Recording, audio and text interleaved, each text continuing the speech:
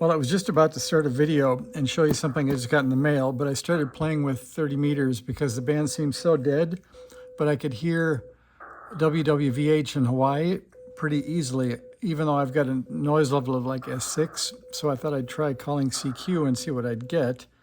And just a quick CQ just 100 seconds ago, I got 1,970 miles and 1,700 miles away with 12 and 14 dB signals. I thought those should be loud enough to hear over the noise. So K4PP and K9 IMM came back on the RBM. And you can see that's pretty well across the country. But apparently there's nobody on 30 meters at night. And I'm on 10118, so I thought there might be a QRP or two listening, but it is 11:35 at night, so it's possible there are no QRPers up at night playing on 30 meters. Anyway, we'll let that finish, and I'll go ahead and open this. Wanted to show you the idea I had and see what you guys think. And you might say it's a little crazy because the price is a little bit high for the idea, but I wanted to try it out. So I was looking on the Elecraft site at the KX2, and the KX2 has the nice paddles on the front.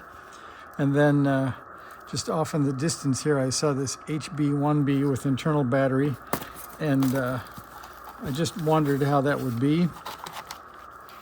So I splurged and got myself a KXPD2, and we'll not mention the price right now, but you guys probably know what it is. And let's see if the idea looks like it has any merit. So we'll take this. So you can see what we have is we have a 4-pin connector, and they've got knurled screws that go through. So assuming that you had a 4-pin hole that made it up, it doesn't seem like it's too much of a stretch to put that on the front of an HB1B. And they're already internal batteries.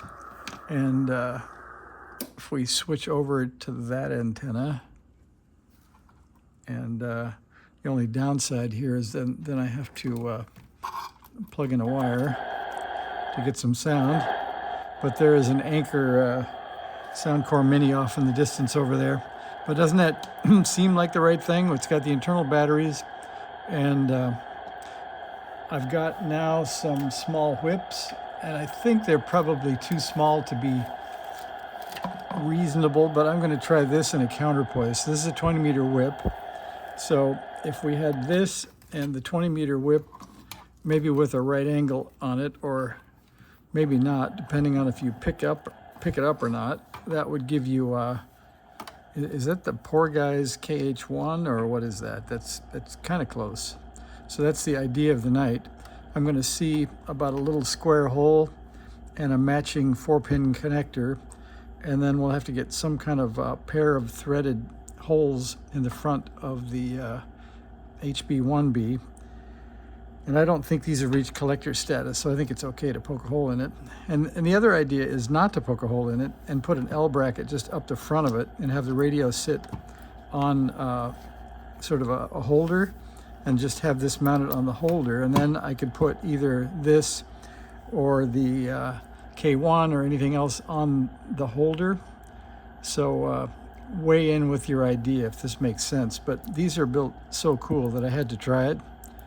And coincidentally, after I ordered this, and it now has come,